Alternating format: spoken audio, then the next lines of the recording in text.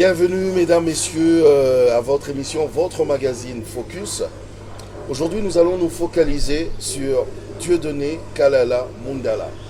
Dieudonné, il est écrivain, il est auteur d'un excellent ouvrage qui a pour titre Denise Nyakeru Tshisekedi et l'exercice du pouvoir de première dame remodelée en République démocratique du Congo. Voilà, il a accepté notre invitation.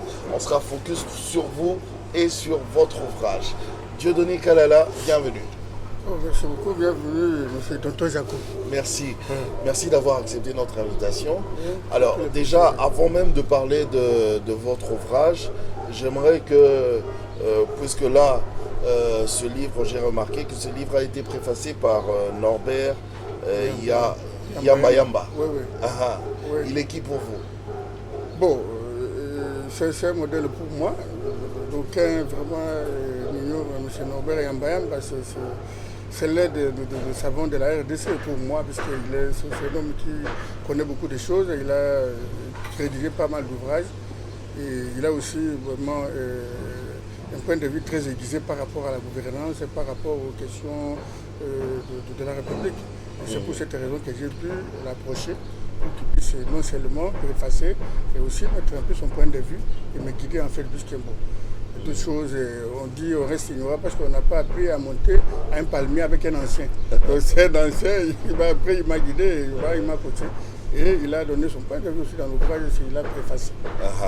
Dans cet ouvrage, en premier lieu, vous parlez justement du pouvoir de première dame. Pourquoi? C'est quoi d'ailleurs? Bon, effectivement, vous allez l'observer avec moi que ça devient un peu presque la mode, quoi. Donc les actions de première dame, les épouses des chefs de l'État, ça et là, en Afrique, en Europe, aux États-Unis, qu'on sort. Donc elle joue quand même un rôle vraiment qui devient de plus en plus très important au sein de communautés nationales et voire même internationales.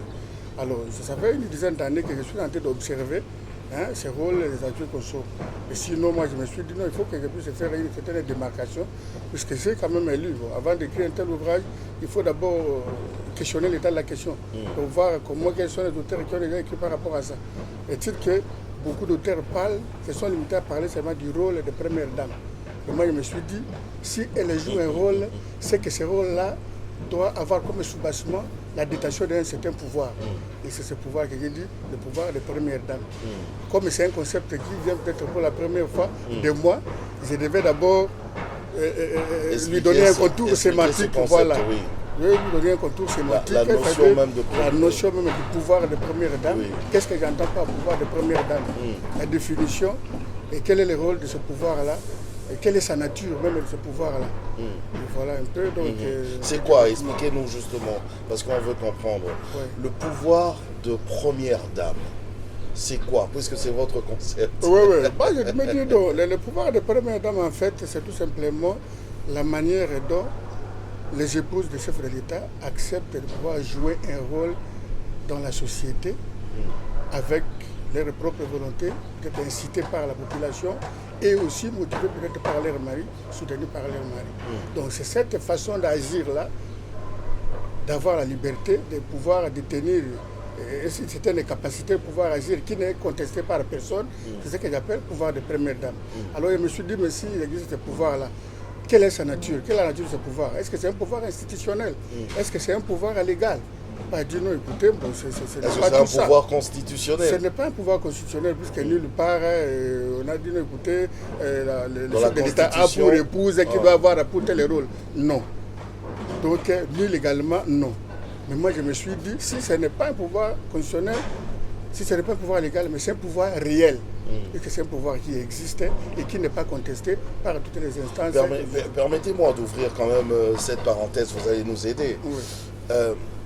Si ce n'est pas un pouvoir constitutionnel, donc la constitution d'aucun pays n'a prévu au fait le pouvoir de première dame. Effectivement, depuis les États... Pourquoi alors les premières dames agissent? Juste parce qu'elles ont des maris qui sont les premiers citoyens de leur pays? Évidemment, tout à fait. Vous m'avez dit, puisque quelque part j'ai dit que ce n'est pas un pouvoir institutionnel, constitutionnel bien sûr, mais c'est un pouvoir dérivé. Donc c'est un pouvoir qui se greffe à travers un autre qui est constitutionnel, celui détenu par son époux. Donc à travers son époux, vu la confiance qu'elle a jouée de son époux, et voilà, la voilà agir sur terre. C'est ça. Est-ce qu'une première dame peut agir, on va dire, de la même manière que monsieur son époux? Non, ce n'est pas de la première dame, ce n'est pas de la même Elle peut manière. diriger. C'est pourquoi, bon, vous allez voir dans mon ouvrage, dans mon ouvrage, il y a même des premières dames qui étaient considérées comme chefs d'État, qui se disaient même comme telles. Par exemple, en Afrique ici, nous avons le cas par exemple, de l'épouse de Laurent Gbagbo, par exemple, la dame là. C'est une dame de très haute carrure, mais elle avait fait aussi des témoignages pour dire, écoutez, tous les ministres, toutes les autorités me craignent parce que je détiens certains pouvoirs et j'ai cette capacité-là de pouvoir les mouvoir dans tous les postes. Voilà un peu. Aux États-Unis, il y a aussi un cas que j'ai évoqué comme ça, où, souffrant d'une maladie, j'oublie souvent par exemple quelque chose comme ça, le président de la République a pu s'effriter pour pouvoir donner le rôle, son rôle à son épouse, qui a revendiqué même et elle se reconnaissait comme telle. Il disait, non, écoutez, je joue le rôle vraiment du chef de l'État. En ce moment-là, ça devient constitutionnel. Bon, la Constitution pas du tout, ça veut dire que la Constitution tolère. Voilà un peu. Tolère. C'est ça le terme, la Constitution tolère. Puisque c'est incontestable en fait, c'est incontestable. Voilà. Alors, parlez-nous, parce que j'ai vu dans votre ouvrage, vous avez parlé aussi de l'origine même du pouvoir de première dame. D'où vient justement ce pouvoir? Bon, le pouvoir, il faut distinguer le pouvoir de première dame de la notion de la première dame elle-même. Voilà. Et si par exemple, me demandez l'origine de la première dame, du pouvoir de première dame, c'est peut-être ses sources. Moi, je dis, si la première dame agit, c'est parce qu'elle est motivée, c'est parce qu'elle fait asseoir sa volonté d'agir sur certaines instances. Vous avez par exemple le président de la République, puisque sans ce cadre présidentiel de son mari, la première dame ne peut pas être active, elle ne peut pas agir. Donc c'est parce que son mari accède au pouvoir qu'elle se couvre derrière pour pouvoir démontrer ses capacités à agir. Des deux, la deuxième source, c'est elle-même. Puisque même si son mari lui dit, non, écoutez, tu dois agir, tout ça, il lui donne un peu la possibilité d'agir, mais si elle a dit non, je n'en ai pas vocation, et je n'ai pas de capacité pour pouvoir m'exprimer dans ce sens, donc son pouvoir n'existerait pas. C'est pour cette raison que c'est elle-même qui témoigne de ses ambitions, de sa vocation à pouvoir servir le peuple. Comme par exemple dans le cas ici, nous avons vu la première dame de la RDC, Madame Denise Akim-Seked, déclarer au début. Elle dit, j'ai fait campagne présidentielle avec mon époux, mais c'est à travers cette campagne que j'ai vécu les réalités que vivent nos concitoyens.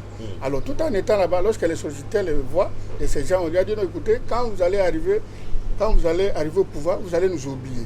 Alors elle dit, maintenant que j'ai le pouvoir, je dois agir en faveur de ces gens-là, puisque je leur ai donné des promesses. Et c'est pour cette raison qu'au début, elle a dit, je ne dois pas rester une femme inerte. Je vais faire porter la voix de mes concitoyens à qui veulent l'entendre. Et donc je veux consacrer beaucoup plus mon rôle à l'action. À quoi profitent justement les actions de la première dame? Oh, écoutez, les actions ici, de la je première... prends direct, puisque vous l'avez cité, je prends direct le cas de Madame Denise Nyakero. Oui, je crois que pour répondre à cette question, c'est très simple, la réponse est trouvée dans l'ouvrage, puisque là, elle a décrit, c'est comme il n'y a pas une loi qui dit, non, écoutez, tu es cadré dans tel ou tel. Mais là, c'est la première dame elle-même qui se donne, qui établit donc les champs d'action de son pouvoir.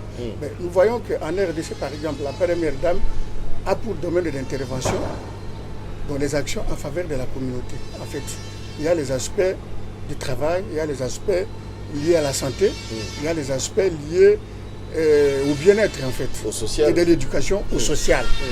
Alors maintenant, il y a aussi en dehors de cette question, elle consacre aussi son pouvoir dans la question de la femme.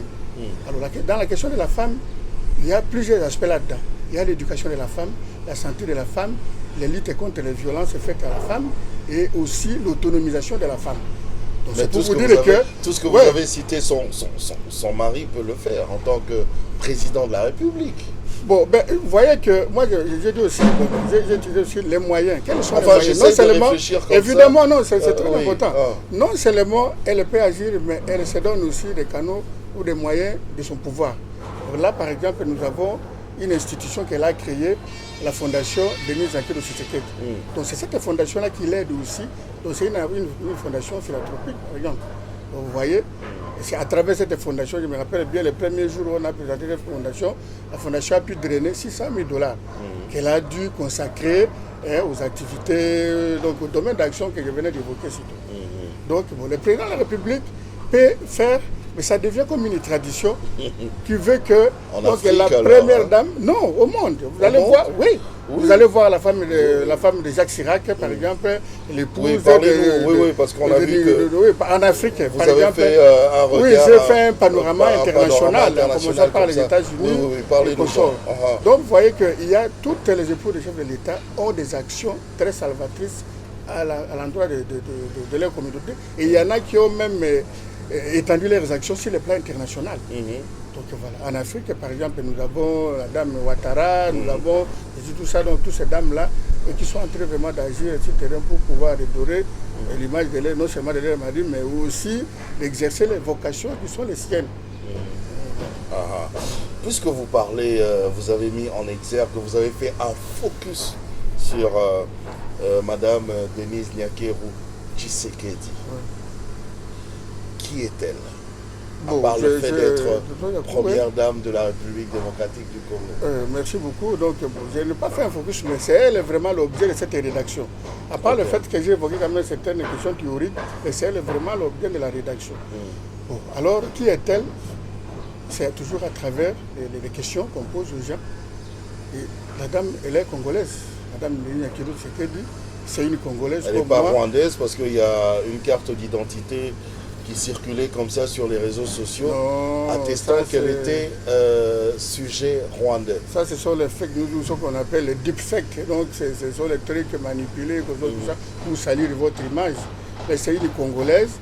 Et je dis que, différemment de tous ceux qui se disent Congolais, et pour être Congolais, selon ce que nos parents nous ont appris, il faut d'abord appartenir à un village. Mais elle appartient à un village. Elle est originaire d'un village appelé Mouirama. Et puis elle est aussi originaire d'un groupement, dont j'oublie le nom, et du secteur Ngwesh, dans les territoires de Walungu et dans la province de Sud Kivu. Donc elle est à 100%. Moi, je n'ai rien inventé. Cette biographie-là, c'est l'abbé Baala. C'est un prêtre catholique et qui connaît la famille et qui a pu rédiger cette biographie-là, relayée par Jeune Afrique, et ainsi de suite. Voilà pourquoi j'ai récolté toutes ces informations. Et M. l'abbé, il a fait des recherches aussi? Évidemment, il a fait des recherches, mais il est issu de la famille. Il est aussi membre de la famille. Il connaît la famille. Vous allez voir même l'histoire comment le papa de la première dame est mort à jouer avec sa femme, tout ça dans la voiture, dans un accident de circulation à Bukavu. Voilà. Alors, puisque Maman Denise est l'objet justement de cette analyse, c'est vrai, nous parlons des premières dames, mais nous essayons évidemment de mettre un accent sur notre première dame à nous, notre maman à nous, de la République démocratique du Congo.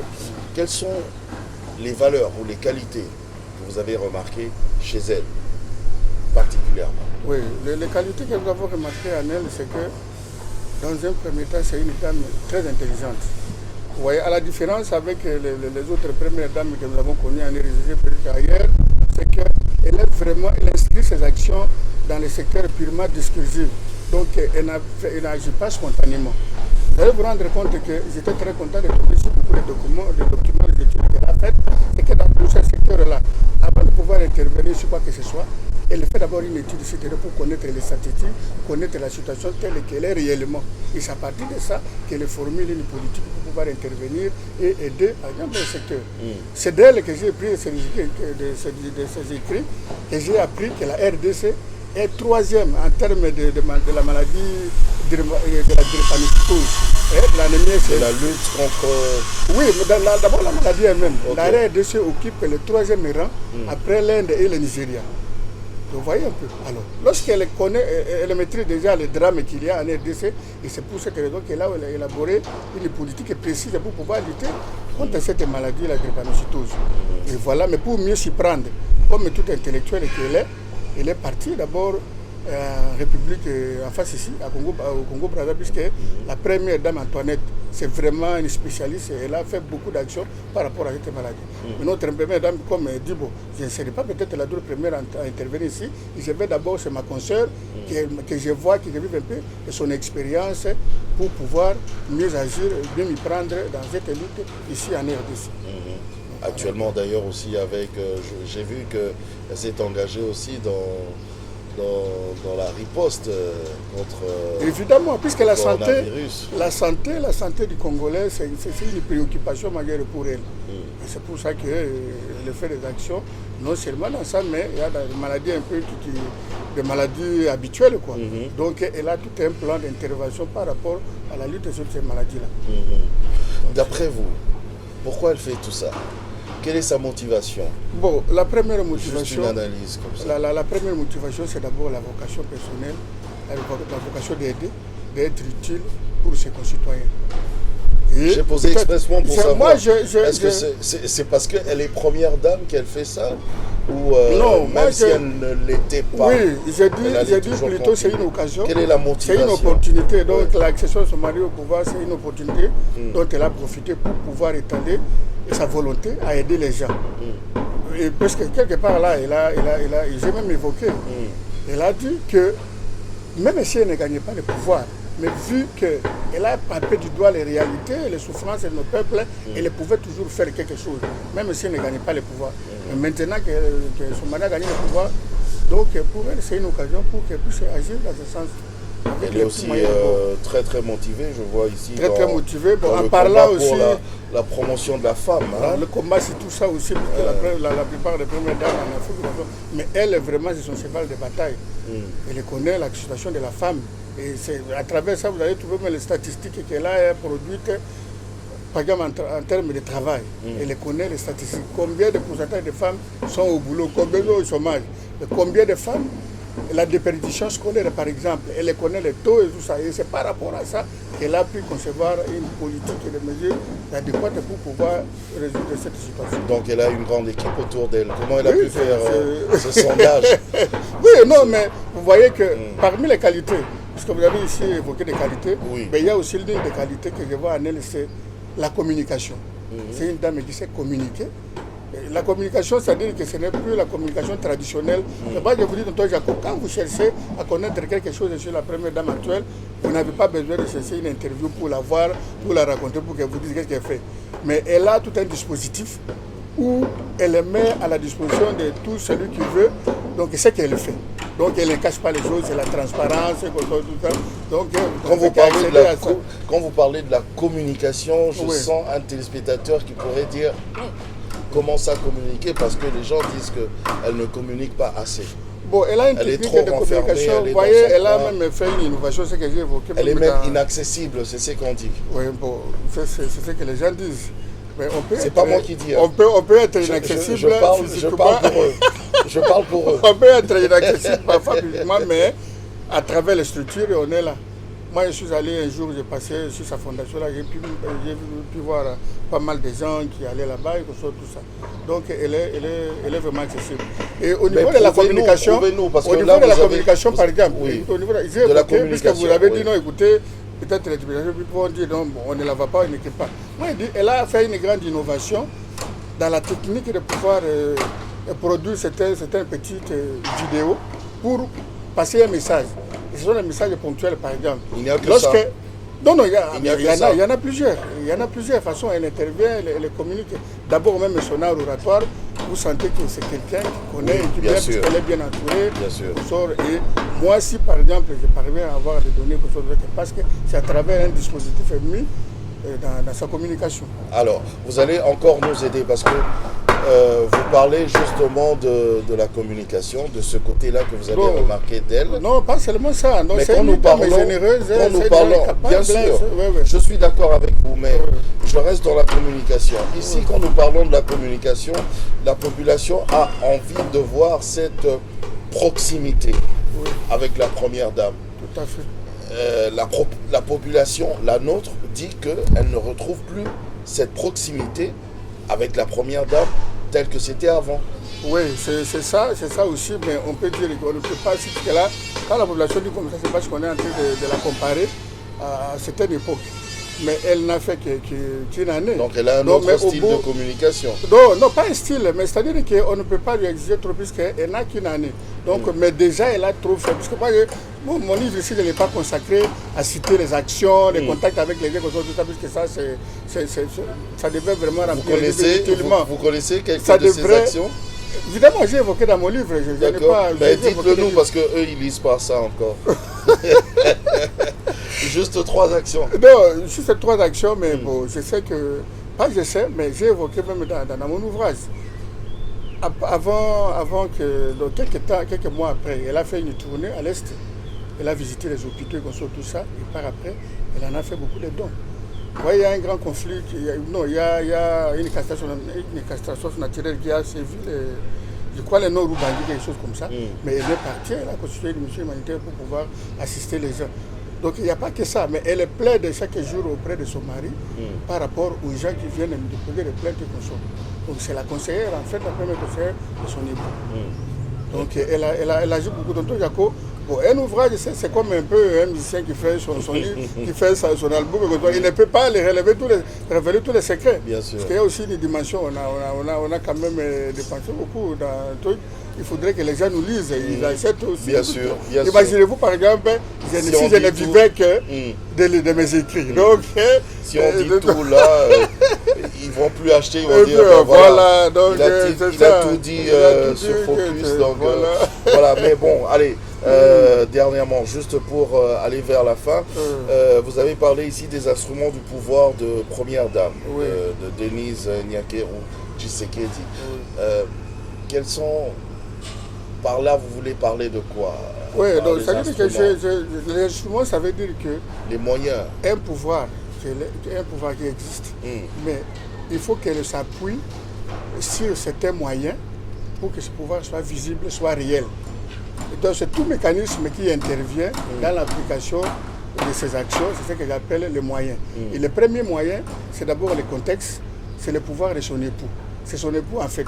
Puisque vous allez voir que finalement, j'ai proposé à ce que il faut que la République démocratique du Congo puisse se consacrer une loi qui reconnaît le rôle de la première dame.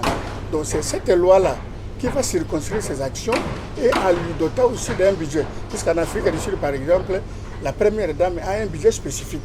Et à la fin, dans un exercice annuel, à la fin, on vient pour pouvoir évaluer qu'est-ce qu'elle a fait et comment elle a dépensé les fonds qui ont été mis à sa disposition. Mais ici, vous voyez que la population dit, maman, attends, il a biso makambo, il a biso boy, il a biso boy. Alors qu'officiellement, elle n'a pas de moyens. L'État ne lui donne rien. Alors, mais est-ce que c'est... Son mari lui donne. Non, mais son mari lui donne, mais là, vous voyez que elle aussi, son mari, elle a sa fondation. voilà. Elle a aussi sa oui, fondation. c'est parmi les moyens. C'est parmi les moyens. Donc, il y a d'abord la présidence de la République. Vous voyez voir que la présidence, c'est quand même son mari, elle prend un peu le chien pour pouvoir l'appuyer. Donc, son mari l'appuie. Son mari l'appuie quand même un peu parce que on voit qu'en retour, la première dame fait tout aussi pour pouvoir respecter la vision de son mari. C'est dans le cadre de l'application de la vision de son mari qu'elle a en train d'entreprendre certaines activités.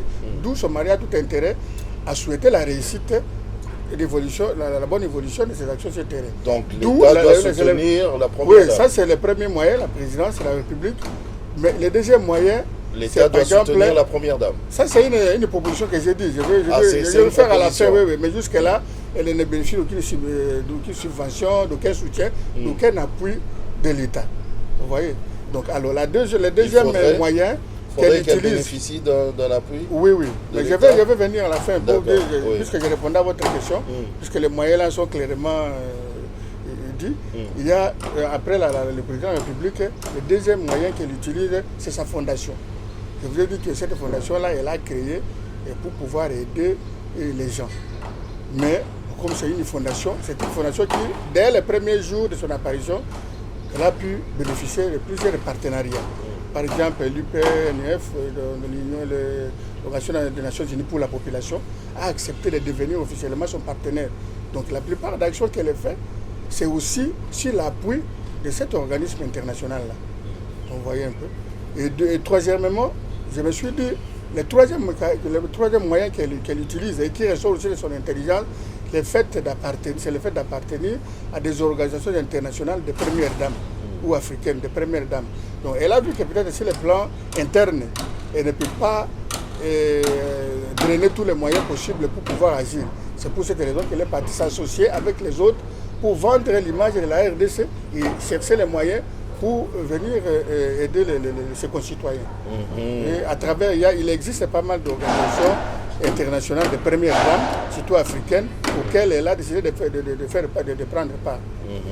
Vous parlez aussi de ce pouvoir remodelé, en fait, ce pouvoir de première dame remodelé, c'est ça. En RDC. Oui, c'est ça, ce terme-là, c'est très important. Oui. Pour pouvoir remodeler, je me suis dit, en RDC, depuis le de Kassavoubou jusqu'à Kabila, fils récemment ici, nous avons vécu quand même les actions de première dame. Mais elle intervient dans un contexte qui est presque différent. Vous voyez, avec le régime passé, la RDC était presque la propriété de la famille présidentielle et consorts. Mais elle intervient avec un mari qui a décidé de pouvoir restituer la République aux citoyens. Donc, les Congolais doivent bénéficier vraiment des ressources. Mais par le passé, nous avons vécu des gens qui ont accaparé, vous voyez, une famille présidentielle qui accapare, tout ça. Mais elle, c'est une contraire pour elle, puisqu'elle est remodelée, c'est-à-dire qu'il faut qu'elle s'adapte. Elle a adapté son pouvoir au contexte actuel, où on ne veut pas la corruption, on ne veut pas la concussion, on ne veut pas la mauvaise gouvernance, on veut l'état de droit, on veut l'état de droit, tout ça.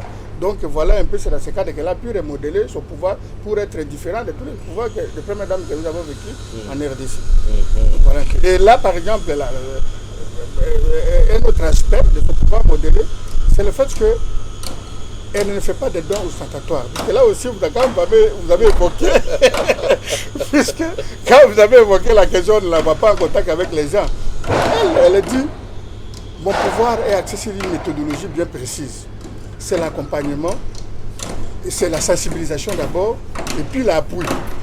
Donc elle accorde moins d'importance aux dons matériels, tout ça. C'est vrai que quand il y a quelque chose, elle intervient.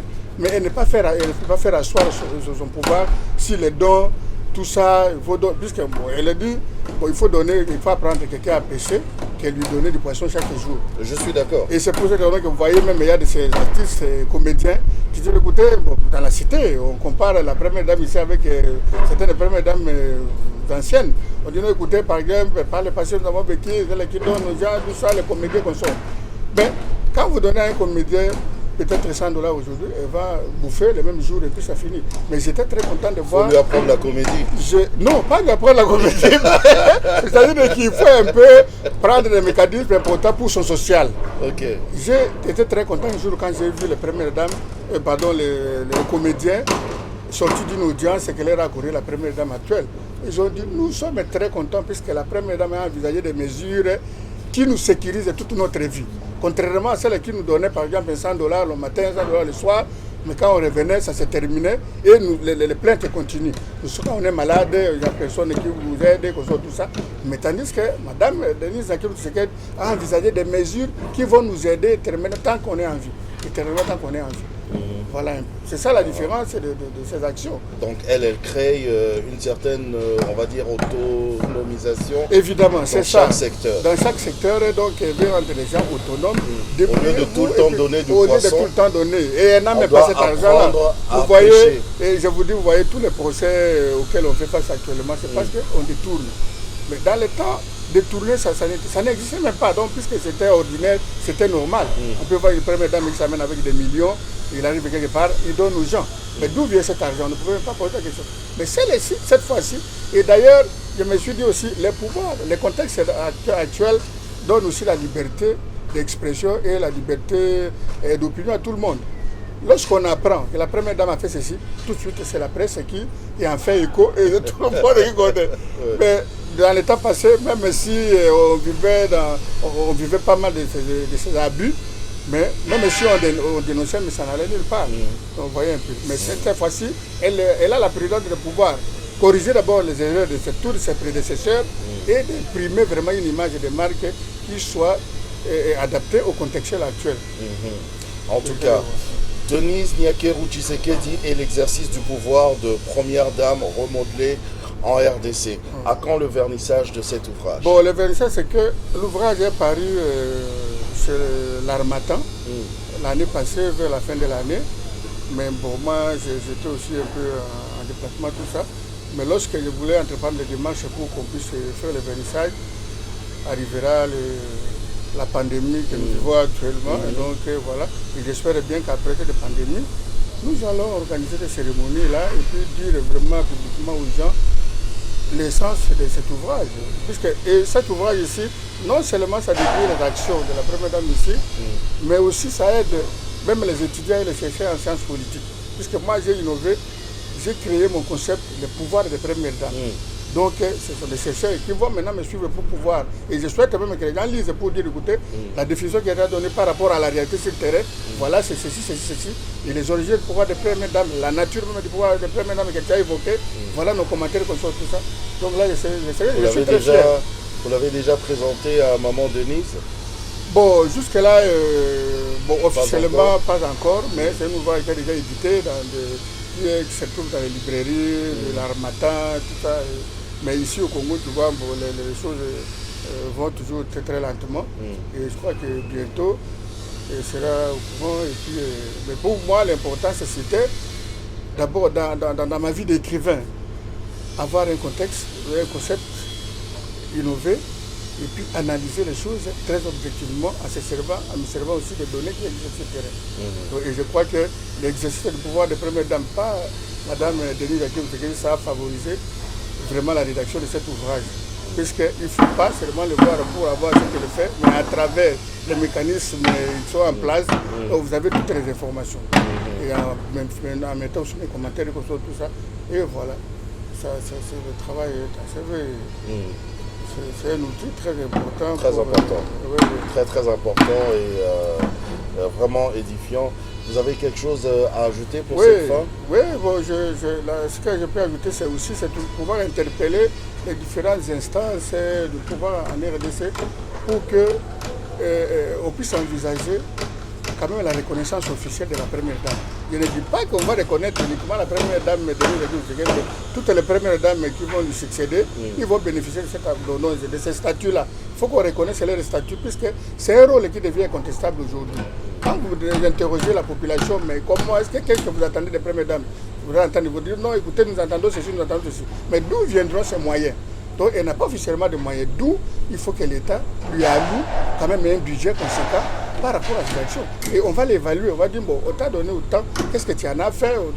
Donc voilà un peu ce que je suis en train d'envisager. Puisque tout le temps, on va soupçonner les premières dames d'avoir utilisé peut-être ceci, d'avoir mis l'argent au niveau de la présidence, tout ça, mis la main là-bas. Puisque tant qu'il n'y a pas un pouvoir. Mais du moins pour le cas ici, voilà que la première dame a mis en place sa fondation. Et je vous dis que dès les premiers jours de la présentation de sa fondation, la fondation a drainé une somme de $600 000. Et qu'en est-il pour le reste des jours, par exemple? Donc elle a quand même un peu de ressources légales qu'elle utilise pour pouvoir mettre en action les œuvres. En tout cas, merci Dieudonné Kalala Mundala. Merci de tout cœur. C'est moi qui vous remercie parce que des initiatives comme ça, on n'en voit pas en RDC.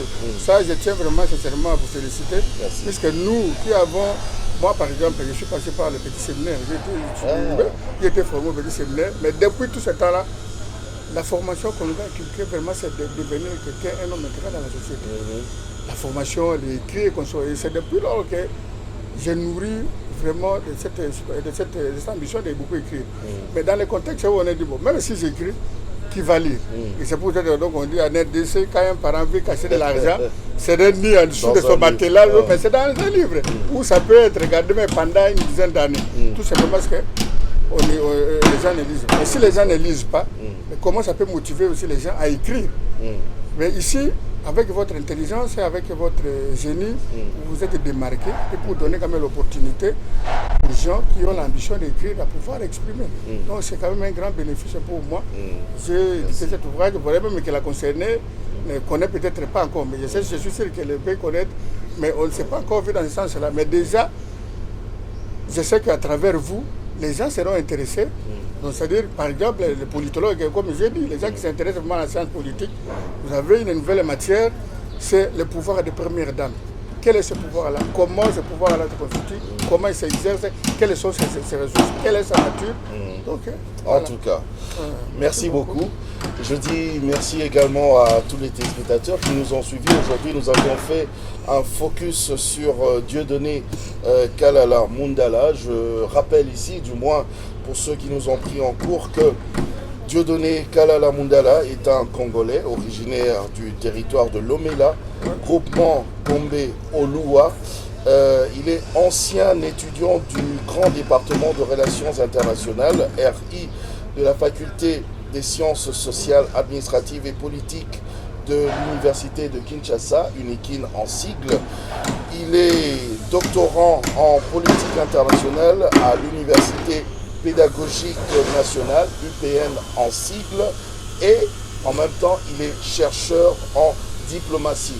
C'est lui, en fait, justement, qui est l'auteur de cet ouvrage, Denise Nyakeru Tshisekedi et l'exercice du pouvoir de première dame remodelé en République démocratique du Congo. Merci de nous avoir suivis. Tu ne t'es pas encore abonné sur notre site, sur notre chaîne Zoom 243. Tu sais ce qu'il faut faire. Tu suis la cloche, tu cliques sur abonner et tu vois la cloche. Tu cliques pour avoir toutes les notifications sur les différents programmes que nous allons vous proposer. Portez-vous bien et au revoir.